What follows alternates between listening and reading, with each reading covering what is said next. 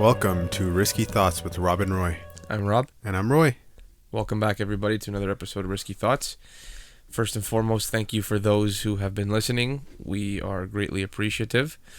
And I know we keep promising you guys that we're going to be making forward progress on the video content for YouTube. We are. I know it doesn't seem like it because we got nothing up yet, but we are. It's actually a lot more difficult than we thought it was to get the right setting, the right lighting, mix that with the right audio quality, but we're getting really close, and keep an eye out for it. We will obviously make an announcement through an episode when we have it aired on video on YouTube, as well as obviously making an announcement on our Instagram and Twitter, so keep posted for that. I'm totally proud of what we've achieved so far, having panel members, and I think we're going to have more panel members from the looks of it. You know, based on our conversation with people, want to come and talk to us. We want to talk to them. And I also want to extend that thank you as well to everyone who is listening and kind of enjoying our conversations.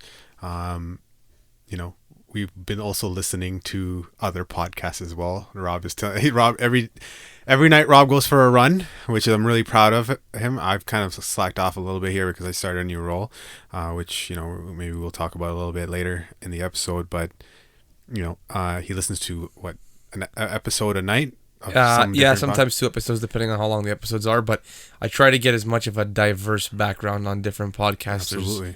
And I'm proud of what we've made, man. I really am. I think that we're doing the best that we can anyways, and there's a lot to improve, and we're trying to really refine the product for everyone. Yeah. And it's just so that's experience that you can enjoy and listen and learn and unpack things with us. I think for me it's like the fact that people are considering it thought-provoking, and people find themselves sitting in their cars or wherever they're listening, like talking to themselves as if they're part of the conversation.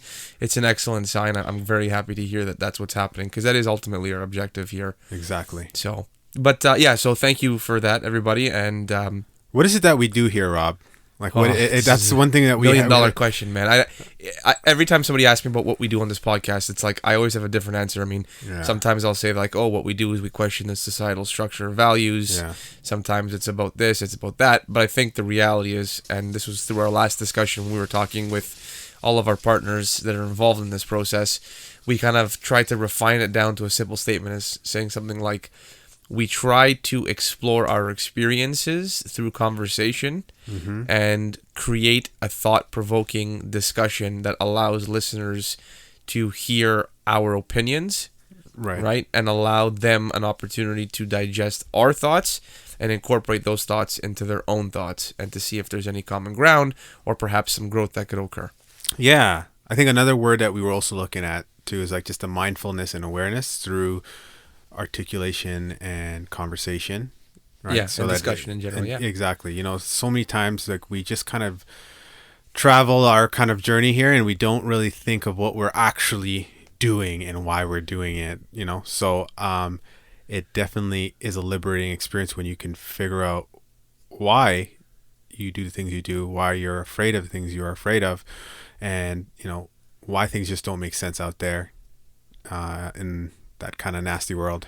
So this is a good opportunity to segue into tonight's discussion, because what I do want to say is another reason for the podcast was simply to be a form of therapy for you and I, right? We didn't do this initially with any expectations of like public opinion or anything like that. We actually did this because we thought we do this anyways when we talk to each other on a personal level, when we call each other and we have hour-long conversations. Absolutely. We find it therapeutic. And so on that note, we kind of wanted to explore something that Roy is going through in life and has gone through as well. And it's just kind of coming back to you now. Yeah. I was watching like the Elsa Lam documentary on... Elisa Lam, yeah. Is it Elisa Lam? Yeah. Some people they call it Elsa Lam. I don't know what the YouTubers, they call her that. But it's a kind of really weird story. It definitely involves someone dying, unfortunately, but it's very creepy. If you check it up on YouTube, like, disclaimer, trigger warning here, like, it is very weird, and it's about an elevator, and she was in an elevator and she did some weird stuff and she died. And she was also suffering from mental illness, Right now, we don't know. No one knows the cause of it because it was so bizarre, like the gesticulation she was making, the movements, and even the elevator not closing. They thought it was like ghosts and stuff. But I'm a little bit more rational. And I do think that like our minds do play some serious tricks on us. We were talking about just now that how our eyes work. They're not real glasses that our brain is seeing through. No, it's just little bits of data that come into our eyes that get read, and then it gets processed in our brain.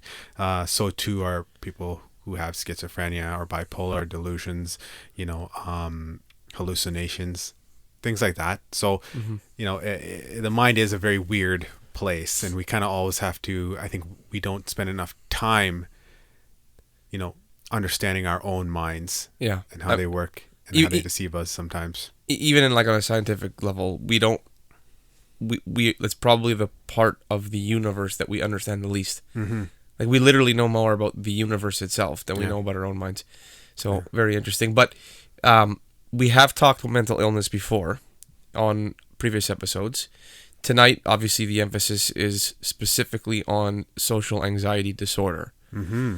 And for those who don't know, who are listening to this, Roy did suffer from a severe social anxiety disorder, as classified by the medical professionals in our area. Yeah. And obviously, you've come a long way from that. You're, a very functioning individual.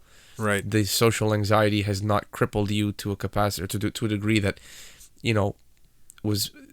is acting as some form of a barrier to your advancement or your existence in society. Yeah, it was like what it was severe social anxiety looks like, and I think there's even more severe cases. But I went to CAMH, 10 years ago. Now. CAMH is a Center for Adult Mental Health. That's right? correct. It's in Canada. I don't know if it's a Center for Addiction and Mental Health. I think.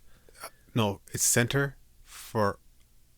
Maybe it's addiction. Oh fuck! This is weird. Either way, it's mental health related. So. Yes, and I got diagnosed because I was actually just not functional. Mm-hmm. I could not go into a store. I could not talk to people. I was mainly on my computer. You know what I mean? It was just life was very stressful, and that added to the anxieties, right? And anxiety is a physical manifestation of worry, right? So typically people who have anxiety are worrying. And what can you worry about? Worry in essence has to do with the future, right? Correct. So you can't worry about yourself right now, right? But you're worrying about the state of where you're going or what's going to happen in the future. So it's social anxiety is that worrying of what people are going to think of me. That's correct. And so the actual definition from CAMH's website of social anxiety is social anxiety disorder, also known as social phobia, involves a fear or anxiety about being humiliated or scrutinized in social situations which lasts at least 6 months. This fear causes significant distress or impairment in day-to-day functioning. So, that's just one pretty way of everything that you just said. Right. And it really does come down to, a fear of the social world around you. Right. Right. We all typically have this fear. Yes. Right. And it's varying degrees of it.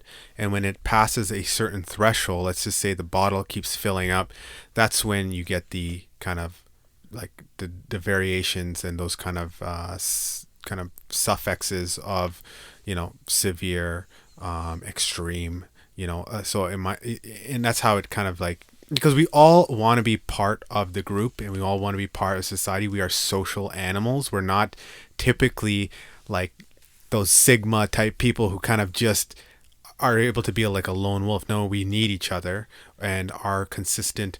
We're trying to figure out our status, right? In the group, right? So, like I said to you before we started recording tonight, I wanted to sort of interview you tonight. I want this to be more of a question and answer sort of thing. Okay. Only because there's parts of this that I can't understand because I don't suffer from a severe social anxiety disorder. Okay, so can I actually bring up this little kind of information here about anagrams? Sure. So this is one thing that has helped me, but I think it also, let's just start here. I'm not a big believer on the MBTI stuff, but they are very useful because the way I look at this type of stuff, people put a lot more value into these things, like as in it's more concrete, right? So MBTI, again, just to clarify for The listeners, is the Myers-Briggs. Myers-Briggs. Yeah. Yes, those are the personality tests. 16 personalities, the anagrams, big five personality tests. When you go to work, they classify you in certain areas. So mine is a number 2, right? And once again, the reason why I'm trying to just read it out is because it's going to give us some concrete personality traits. So all humans have all traits typically, but they're once again varying degrees, like little dials on a knob, right? So I am considered the helper, the caring, interpersonal type, generous, demonstrative, people pleasing, right? Funny that our first episode was the second episode, and possessive, right? Maybe we should do an episode on each one of these kind of things. Type 2 in brief, and this is right from the Anagram Institute. 2s are empathetic, sincere, warm-hearted. They're friendly, generous, and self-sacrificing, but can also be sentimental, flattering, and people-pleasing. They are well-meaning and driven to be close to others, but can slip into doing things for others in order to be needed. They typically have problems with possessiveness and with acknowledging their own needs. At their best, unselfish and altruistic. They have unconditional love for others and basic fear of being unwanted, unworthy of being loved. Basic desire to feel loved. And I think that's enough to kind of give you a personality of Roy. I don't know is that what you kind of see? Yeah, it is. It's a pretty good description of who you are as a person for sure. Mm-hmm. And so now, just to tap back into like the actual social anxiety disorder, my question for you is from your perspective. Like, forget the definition per textbook. What has your experience been like? Like, how would you define it? I suppose is the question I'm asking you. Like, what is Roy's interpretation and experience definition based on experience look like? What is your definition of social anxiety disorder? I think it happened in university. Because I am this type of person, these things are complex. Reading people, understanding if they're satisfied with you, trying to even please someone is a complex task, and it requires a lot of energy, and a lot of brain power, right? And when I was in engineering and doing things that were very technical, sometimes my working memory was not like up to snuff to handle some of those tasks because my brain continually funnels energy and resources into other parts of the brain with like social things, with regards to social interactions and problems. So that means I wasn't excelling at that, at the task in engineering, and I just felt dumb, right? So whenever I'm part of a group project or I had to get something done, it was very difficult for me because even though I understood the math and I understand the logic, and because even social tasks require logic and those type of cognitive faculties, I was feeling like I was just dumb, right? And then from that feeling of being dumb, it's just like, maybe I can't even get a job. Maybe I can't ever even work with people. Maybe all these questions started happening, and grades are starting to slip. You got problems happening at home, and it just kind of confounds it, and you kind of get isolated to things that are easy enough to do. So I am very physical. I'm a physical type of person, and I like to do physical activities because it's easier than using my brain to do things, right? Typically, that's the case with a lot of people I do observe. So the anxiety happens because I don't feel I can contribute enough value to the group, right? And because I can't do that, it's like maybe I'm useless, maybe I'm not needed, right? Maybe I serve no purpose, right? And all those things start to kind of like trip me out, and then then I feel that people are able to catch on to these deficiencies that I'm being very self-critical with. So it almost on myself. the way you're describing it, and I know this is probably a very far stretch, but body dysmorphia and like, you know, disorders such as anorexia, where there's a consistent thought that your body's not good enough yet. That's obviously like a manifestation in a physical sense of like some form of like deficiency. You observe a deficiency in your body, whereas with your situation, you're perceiving that there's a deficiency in your mind, like in your mental capacity and in your what you're able to contribute, and you know, even emotional offerings, right? Like So I want to be clear here. It's like definitely there is a perceived, but I think there's also a real. So there is for example, we're all in different shapes and sizes. We have capacities in that sense. I too also have capacities to my mind with regards to analyzing data. No matter how hard I try to, my brain's always gonna deviate and start to daydream, and it's not as easy to kind of just will it, you know, it back into focus, because now I forgot what I'm like. If I gave you a sheet filled with numbers, right, just bare numbers, you know, when you're on an Excel sheet, I get confused very easily, right? So I have to figure out different coping mechanisms to deal with that, and that confusion, or the acknowledgement of that confusion, definitely it reduces my confidence, and it gives me anxiety and worry. So I mean, once again, I'll let you continue, but there's definitely a perceived and a real, right? It's because I'm not stupid. I can see where the limits are for my mind. You know. So okay, with that being said, I'll do what I normally do here, which is try to find an analogy that is as simple as possible. Like, I'll give you an example, and perhaps this will help illustrate your point. If we're talking about a situation where, you know, you're playing a game of Monopoly, right? And your ability to sort of understand the economics in Monopoly, right? You know full well that buying Boardwalk and Park Place have, you know, a great return, but it's not the best return on investment. So there's like an actual optimization strategy from like a mathematical perspective in the game of Monopoly. Now, not everybody can see that, No. right? So what I'm trying to understand is, you recognize that you are not capable, or as capable perhaps as the person next to you, in terms of identifying that optimization strategy, which properties will get me the best return on investment, for example. Right. So it's okay. So I want to clarify it again, because the analogy is really good. I can identify the optimization strategy. I can't optimize it on the spot. Right. You know? Okay, so now my question for you becomes this. There are lots of people in the room who are going to acknowledge their inability to optimize on the spot, or as you said, maybe as quickly as another person at the game. But those people, like, the differentiating factor between the way that you deal with that fact and the way that they deal with that fact is where I think there's a divergence in sort of where you guys are at mentally. Yeah. So it sounds like anyways, and this is where you have to correct me where I'm wrong, but you take that deficiency, or that, you know, you're not the best at that, and you make it to become an issue. You feel as though you are at a disadvantage, and therefore you're inferior in some way, and you become afraid of being recognized for not being as good as the other person. Correct. Where I think most people are just like, wow, man, you're really fucking smart. You're so good at figuring out the optimization on this. But they're okay with not being that guy.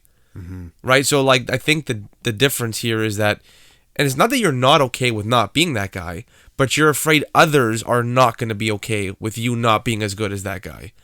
Like, is this like it's getting close. Like, you know, it's definitely, that example could illustrate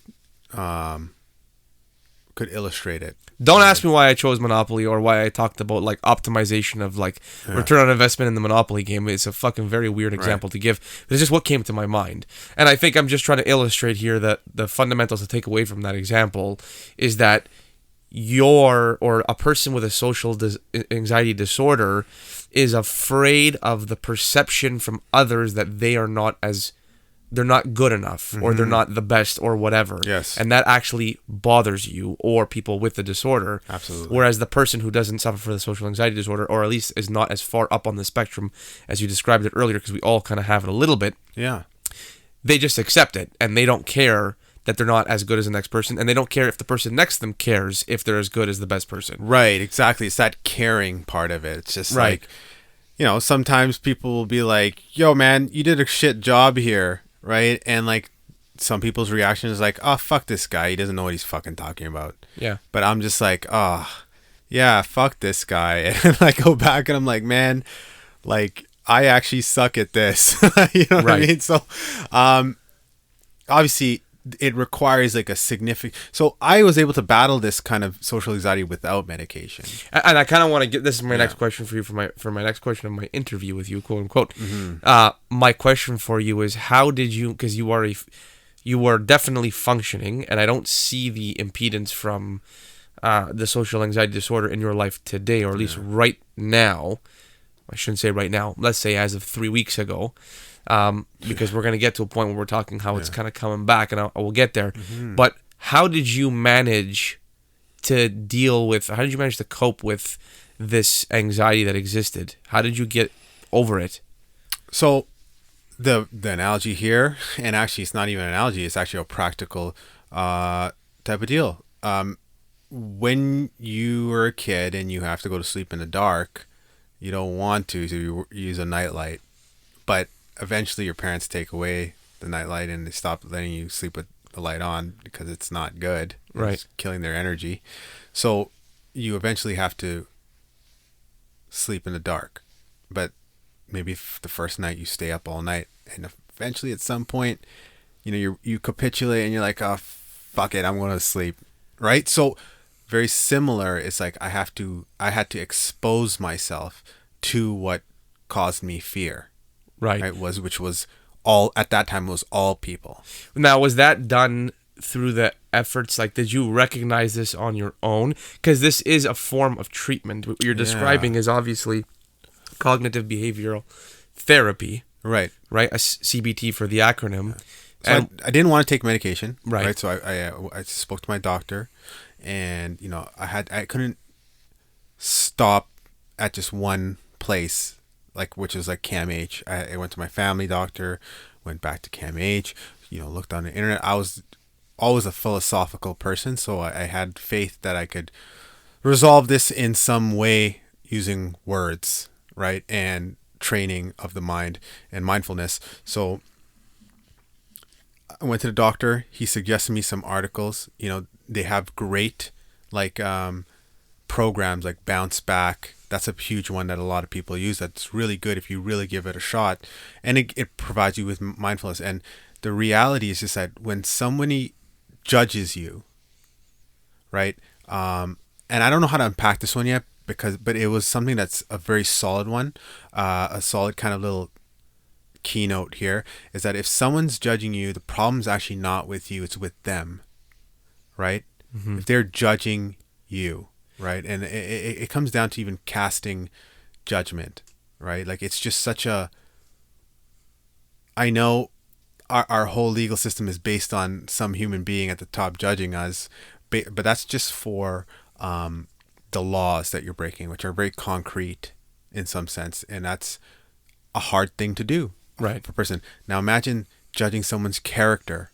That's even more complex. Right. So the reality is like, if someone can even arrive at a conclusion that this person is a bad person or this person's inferior, it means that like somehow you were able to arrive at an unfathomable solution. Do you understand where I'm going with this? I think so. I think what you're saying is that what they're claiming to have as fact in their head is an impossible way. It's an impossible. You can't make that fact. You can't make that up. This Right. guy's a bad person. Even you don't know if you're a bad person. This person he's not living in your shoes. Right. He or she. So in other words, the interpretation of the other person judging you is just that. It's Yeah. an interpretation. It's an And interpretation. it's subjective to their own perspective and their own views. Exactly. So therefore, that judgment being cast on you Yeah. is an issue or a reality that exists only in that person's mind. Right. So not to take it seriously and not to allow that judgment to affect the way that you perceive the world. Right. And okay, and that's great. Like that's actually very useful for somebody, hopefully, that is listening that may be suffering from a social anxiety disorder. Right. So you actually, what you're describing right now is also another form of CBT, right? So the one that you first sort of identified, which is the whole analogy with the nightlight, that's the exposure version of the treatment, which is like placing an individual. So let's say your fear is talking with a woman, right? Let's say you're a young man and you're afraid.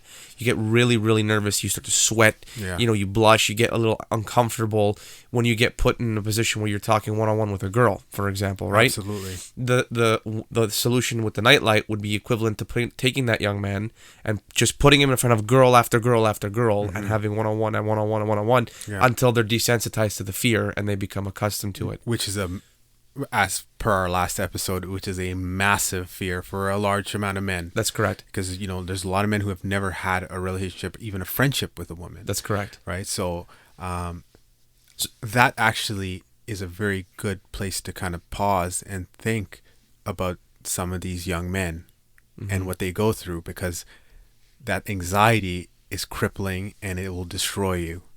Right? And it's for both women and men to understand what these people are going through, and it's for people who are in this to understand that the way out is to expose yourself to what's causing you the fear.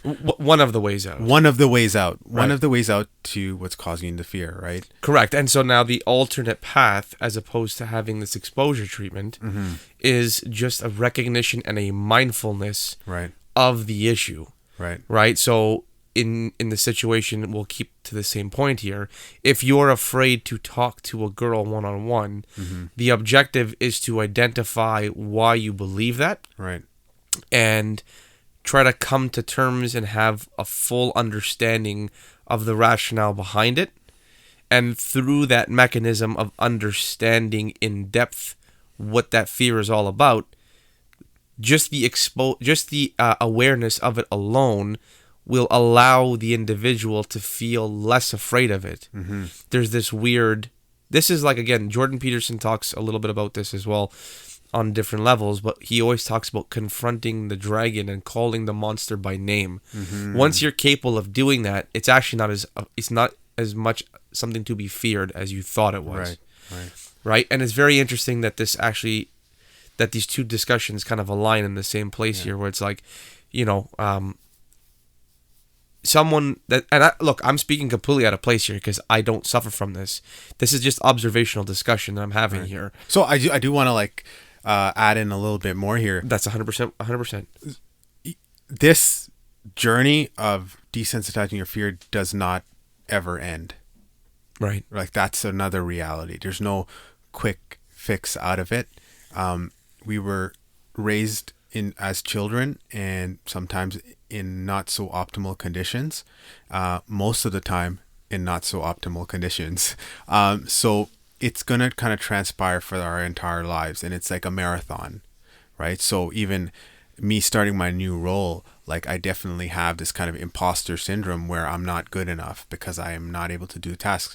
But it's very key to participate in this discussion. And I think one other little tip here is that I always refer back to who I am, right? So the reality is just like, you have that thought, just like, damn, you're fucking useless. You're not going to be able to handle the brunt, harsh reality of living, right? Even in a safe place like this. And I refer back to who the hell is Roy, and what does he do, and how is that valuable to society? Sometimes maybe you're not in the right role, but once again, my intelligence is definitely, I'm lucky and blessed because I have intelligence, but it doesn't relate very well to my ability to do the tasks, right? Because my brain is consistently funneling energy. Like, I'm more of a team builder, right? I'm the glue that holds everyone together, and that's what I do. I try to inspire people, right? But aside from that, it's just like you're always going to be doing tasks that you don't do very well at. There's so many people who are absent-minded, who forget the keys, or are a little bit clumsy, right? And like, it's a consistent battle. So what I'm saying is that even at this point here, like, as you've seen it, and even as some people who have listening who know me have seen like an improvement in Roy, there's still a lot more work to be done, and it never ends. And that's another reality that we have to like accept. Okay, right? so this is a good opportunity now to go into my third and probably final question for you. You touched on it, that you've started in a new role, and I know, obviously, because you are a close friend, so you talk to me. I know that you're struggling right now with this adjustment to the new role, and whether that's a function of your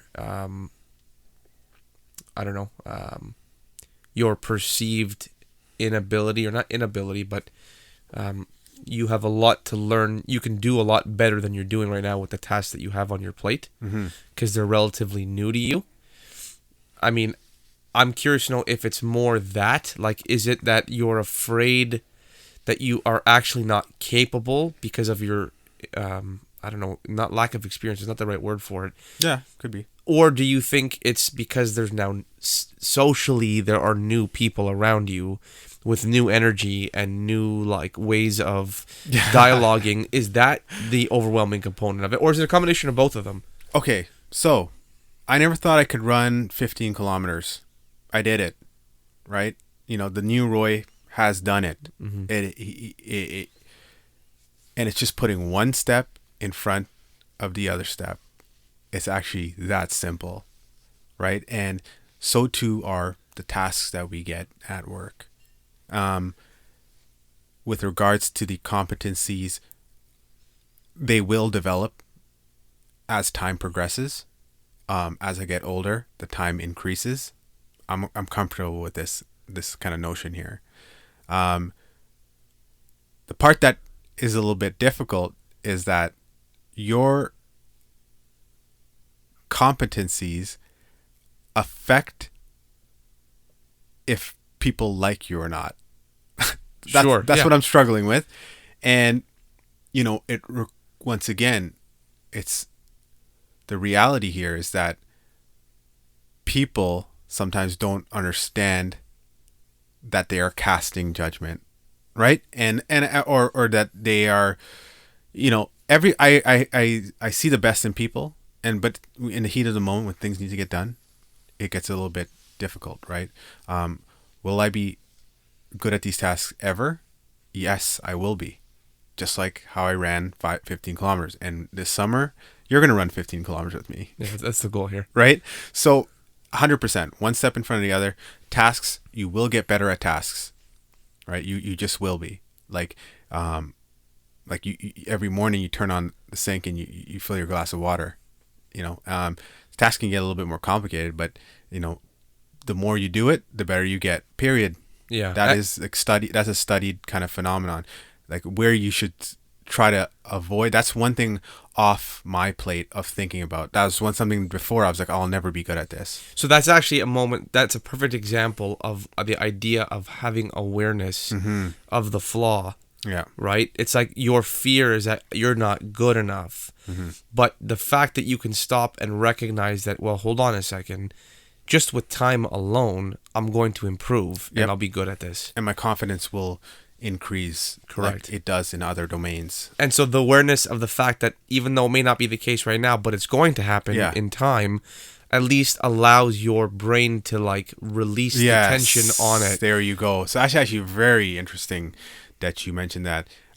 Yes, and just from experience, a previous Roy would have held on to that, and it would have consumed more resources for my processing and cognitive abilities, thinking about that as well. But that one is completely diffused. I know I will be good at it at some point. So now to like kind of like make full circle here with this, when you called me the other day, Yeah. it may even have been today. I think it was actually this morning. Yeah, it's probably this morning. There was a moment of like, this is too much for me. Like that was sort of the impression I got from you. Yeah. You were feeling like this is too much. I can't do this anymore. And it sort of signaled to me like you're close to like giving up and throwing in the towel. And obviously I don't want you to do that. And I know we've now talked since then. And you have made it clear to me that you are not going to give up. Yeah. Right? And that this is just like you improving your ability to run. It's the bounce back. Right. That's it's just like with the bounce back, and unfortunately just took like a couple hours to figure that, not a couple hours, but like a day of reflection to figure that out. Right. That there is a bounce back, and that's what we all need to be able to do. One thing I do notice with my type of people is that you'll get this one line. It's just like, oh, I just want to go live in nature and just by myself, and and live on a farm and grow my own. So that's something that like I hate to break it to everyone, but that's like a giving up. That's capitulating in the bad way. That's like, you know what, I give up.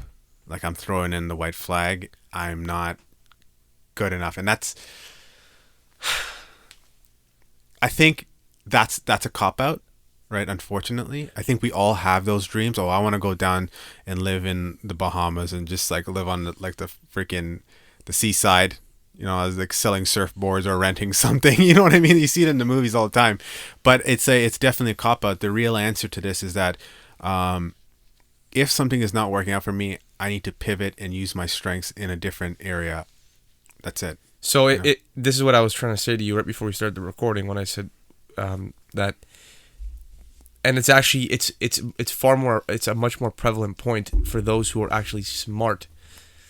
That I shouldn't say it like that, but those who have a higher level of intellect, when they're facing the social anxiety challenge, because they're intelligent, they're going to be able to creatively come up with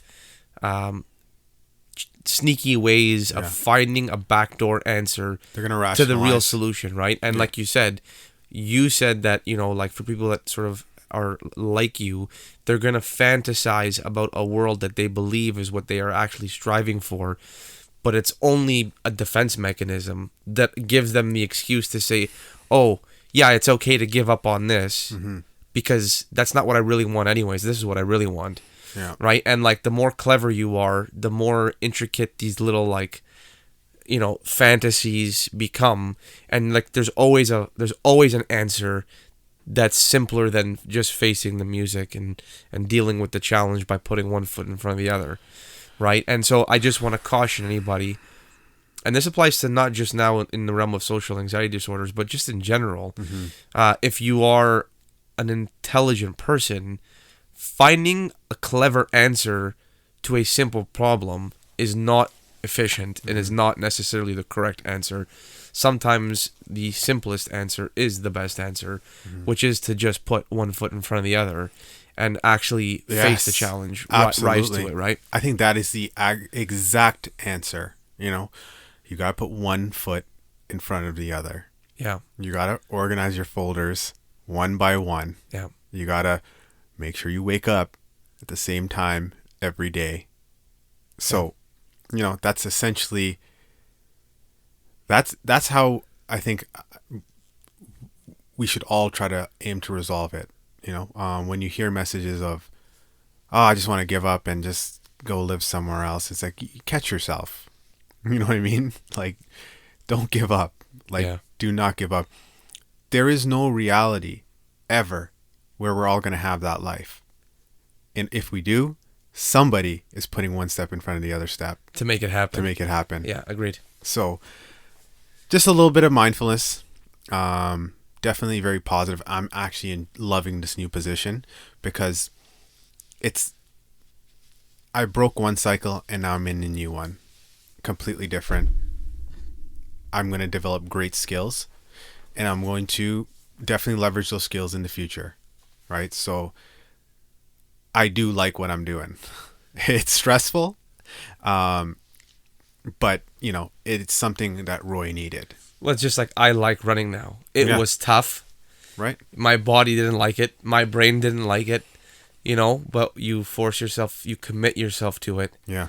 And you end up reaping the rewards of that labor that you had to endure to get there, right? It's the same philosophy. It really is. Is it easy now to just kind of It's not just easy. I actually take pleasure in doing it. I look forward to my nighttime because like I run at 10 o'clock every night, almost on the dot. 10 o'clock hits. To tell my wife, like, okay, because it's minus 20 outside nowadays here. So you're running in the cold too. Yeah. Like it doesn't bother me because I'll just I'll bundle up. I'll wear like thermal gear and I'll just get out there and I'll go. Yeah. And it's so. When's the last time you've ever like exercised like this intensely? Oh, I never have my entire life. Literally never. I've never exercised. There you go. So yeah, it's been great, and it's beautiful that like I'm finding bliss in this because I think the same would apply for you. And when you do force yourself to rise to the challenge of dealing and facing the social anxiety that you are now sort of being, reacquainted with, you are also going to feel that bliss, right? And you're going to only improve at what you do for a living. You're going to rise to new positions. You're going to become more confident and like forget the typical societal benefits that come along with it, like pay and status. Forget all that. Just the confidence within yourself is going to become greater and you'll become a more solid individual, right? Yeah.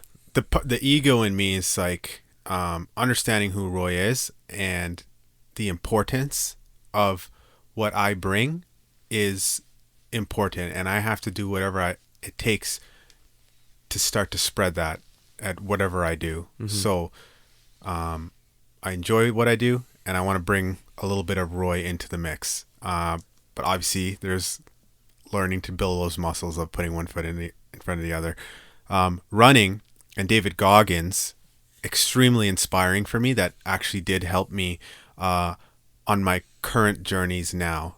So I got into this last summer, and ever since I started running, it's helped all the other like kind of auxiliary tasks that I had to kind of do throughout my life. I always lean back on running that really, really long endurance run. I think the definition of endurance is to remain in existence, right? And I think that's where I would want to end it. Yeah, I think that's a perfect way to end this. And I just want to add one little thing to it, which is that I too enjoy what I do, but I even more so enjoy doing this, which is the podcast. Yes. And the main reason for why I enjoy this so much is, it's intellectually stimulating, number one. Number two, it's also intellectually stimulating for people who are listening to it. Right. And it can be productive for anybody who participates in listening, and hopefully one day even gets the opportunity to sit and discuss things with us, right? We really look forward to stuff like that and having different sort of guests on the show and exploring their, the hurdles in life that they had to jump over and understanding their perspectives. And ultimately, all of this is to just bring some benefit to everybody, right? That was our objective as well, is to make sure that whatever we discuss here can be used productively for those who listen to it. Absolutely. And I think that tonight's topic, because it's actually a personal one to you, I really hope that those who listen to this, who may be experiencing the social anxiety themselves or know someone that is, I hope that there was something that they could take away from tonight's discussion and use it as something to move forward and be stronger with. Right. Yeah. So that's where I'm going to end my piece tonight. And of course, for everybody listening, thank you very much. And always do not forget to check us out on our Instagram at riskythoughts.to. Please follow us there. And we do have a YouTube channel without the video content where these episodes air as audio only, but please also subscribe to the YouTube channel as well. Yeah. We had an angry listener. Yeah, we had somebody actually comment on one of the last episodes. He thumbs down it was about incels and stuff like that. But, I worked some magic and that thumbs down disappeared. So yeah, I don't even know if it was him that actually gave the thumbs down, but I would suspect that it was because his comment was like, you guys don't know what you're talking about. But it was weird because I responded at the end. It's just like, I love you, bro. Right? And it's like it's that easy, guys. And no response came back. Yeah, that's how you diffuse the hate, with love. So, okay. That's another episode of Risky Thoughts. Thank you very much. Take care. Peace out. Have a good night, everybody.